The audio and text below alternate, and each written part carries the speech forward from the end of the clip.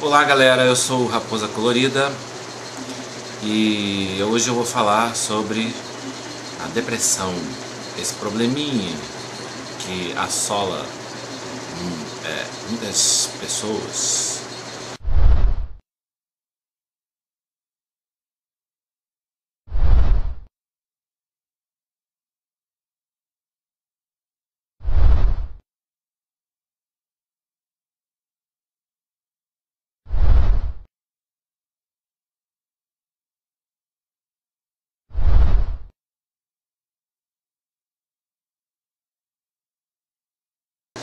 Gente, olha,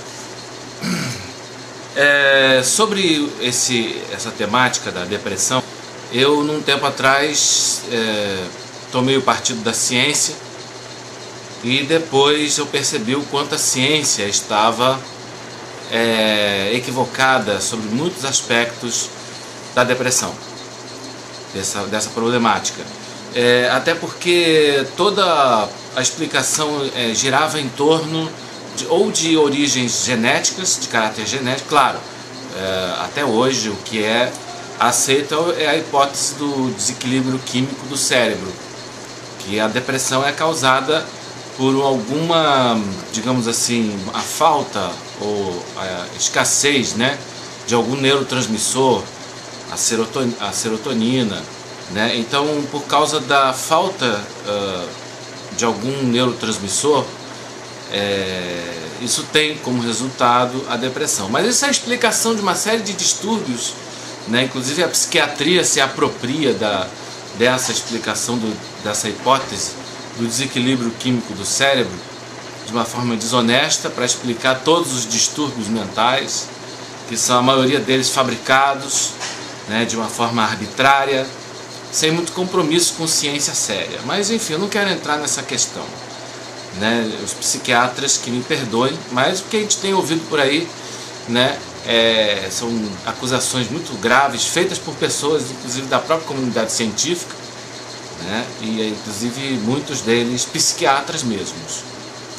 Mas eu não vim aqui para falar mal da psiquiatria, eu vim aqui para trazer, compartilhar com, né, vocês as descobertas que eu tenho feito sobre essa temática e que me fizeram ver de uma outra forma a depressão. Um tempo atrás, a ciência considerava, como eu estava falando, né, voltando a essa questão do defeito nos neurotransmissores cerebrais, algum tempo atrás, a explicação que se tinha para essa deficiência, esse desequilíbrio químico do cérebro, eram razões de caráter genético, ou seja, a pessoa nascia com alguma propensão, né, genética para desenvolver esse desequilíbrio químico, essa falta de algum neurotransmissor, né, que seria a única causa da depressão. Quer dizer, essa explicação toda que vigorou até os anos 90, início desse novo milênio que nós estamos vivendo, era uma explicação mecanicista, né, que via o homem, né, como uma máquina físico-química e o cérebro como uma máquina, né, físico-química. E tudo era explicado em termos de reações químicas no cérebro. Isso se chama fisicalismo, essa atitude, que seria mais ou menos o que se chamou no passado, né, de materialismo ou naturalismo, ou seja, que toda a realidade da consciência ela se resume ao cérebro, mais especificamente meras reações químicas no cérebro. Ou seja, todo o fenômeno da consciência seria o resultado disso, né? Até que percebeu-se que, na verdade, essa visão era uma visão por demais simplista, não fazia jus à realidade e só interessava a indústria farmacêutica e a corporação ateísta, né, no interior mesmo da comunidade científica. E, enfim, servia a vários interesses de caráter ideológico e político e econômico e tudo mais. Então, durante muito tempo eu deixei de acreditar que a ciência realmente pudesse ajudar a humanidade nesse sentido. Até que ultimamente eu tenho ouvido de homens de ciência, né, uma abordagem nova que eu achei muito interessante, e dessa vez eu tenho que dar os parabéns à ciência, né? 10 para a ciência e 0 para a religião, infelizmente. Gente, quando eu acho que a ciência conseguiu oferecer uma alternativa de esclarecimento melhor que a religião, a gente tem que reconhecer que em alguns aspectos a ciência, né, lança muito mais luz à nossa vida do que, infelizmente, do que a religião, né? Não é por culpa da religião, é por culpa dos religiosos que são renitentes no seu fanatismo, né, no seu preconceito, na sua ignorância, né, na sua tolice, na sua idiotice, né? Porque eu tenho certeza que Cristo, Buda, os grandes mestres espirituais da humanidade não eram homens tolos, mas os homens de religião hoje são a maioria deles, infelizmente.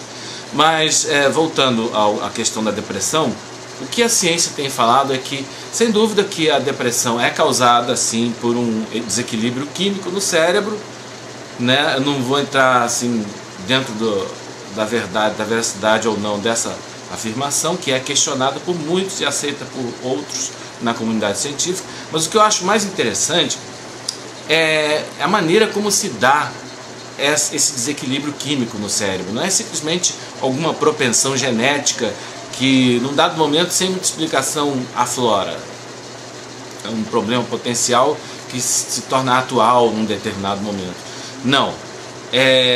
Esse desequilíbrio químico, ele é causado, ele tem a ver com escolhas que nós fazemos. A coisa é bem mais existencial do que propriamente genética, biológica, né? É nesse aspecto que a ciência, ela dá as mãos com a filosofia, com o existencialismo, né? Em vários aspectos, com o que já disseram muitos intelectuais. Então, a vida é feita de escolhas. E as escolhas têm a sua implicação, né, a nível químico no cérebro. Seria isso. Então, aquilo que nos dá prazer, né, aquilo que é prazeroso para o ser humano, é um estímulo para o cérebro produzir uma substância chamada ocitocina. A ocitocina, ela é o antídoto da adrenalina. Note que o cérebro, ele produz várias substâncias químicas, né? Que são, digamos assim, são o mecanismo químico mesmo, né? da dinâmica biológica e neurológica, da dinâmica do cérebro humano, né? Então, tem determinadas situações de perigo, situações estressantes, quando você acorda de manhã para ir para o trabalho, quando toca o despertador, que você não pode se atrasar, porque senão, né, o seu chefe vai, né, tirar as suas tripas para fora, em que você tem que fazer as coisas correndo. Então isso estimula o cérebro a produzir a adrenalina. O problema da adrenalina é que ela, além de ser a causa de doenças cardiovasculares, como é o caso do infarto e do AVC, do acidente vascular cerebral, que deprime o sistema nervoso, né? Porque ela pode gerar estados de ansiedade, e essa ansiedade, né, quando se prolonga, quer dizer, a situação de alerta, de estado de alerta que a adrenalina causa, quando aquilo se prolonga durante muito tempo, ela causa um colapso nervoso, né, que pode, digamos assim, redundar em depressão, em estados depressivos e de ansiedade. Mas existe um antídoto, que é uma outra substância produzida no cérebro, que é o antídoto da adrenalina, que eu já falei, que é a ocitocina, né? E as situações da vida que estimulam a produção da ocitocina são aquilo que te dá prazer, né? Quando você vai num restaurante e come, se você gosta de comida japonesa, aí você gosta de sushi, aí você come o sushi, aquilo é prazeroso, aquilo estimula a produção de ocitocina. Agora, sobretudo, as situações de prazer que estimulam o cérebro a produzir a ocitocina você estar do lado da pessoa amada, um beijo na boca e, sobretudo, o orgasmo. O orgasmo sexual, ele é, digamos assim, o estímulo mais poderoso para o cérebro produzir a ocitocina. Né? Então, agora, além disso, todas as outras situações prazerosas, né, elas são situações que estimulam o cérebro a produzir a ocitocina. Então, no caso, por exemplo, da pessoa, voltando àquele exemplo que eu falei, do indivíduo que acorda de manhã com o despertador e tem que chegar rápido no trabalho, aí o cérebro dá aquela descarga de adrenalina no sangue, pá, e o cara está em estado de alerta e o coração pu, pu, pu, pu, pu, pu, pu, né? Mas esse indivíduo escolheu a profissão não por dinheiro, mas porque ele dá prazer. Então vamos supor, alguém é professor porque ama o magistério. Embora o despertador toque e você tem que ir para o trabalho, né, correndo, né?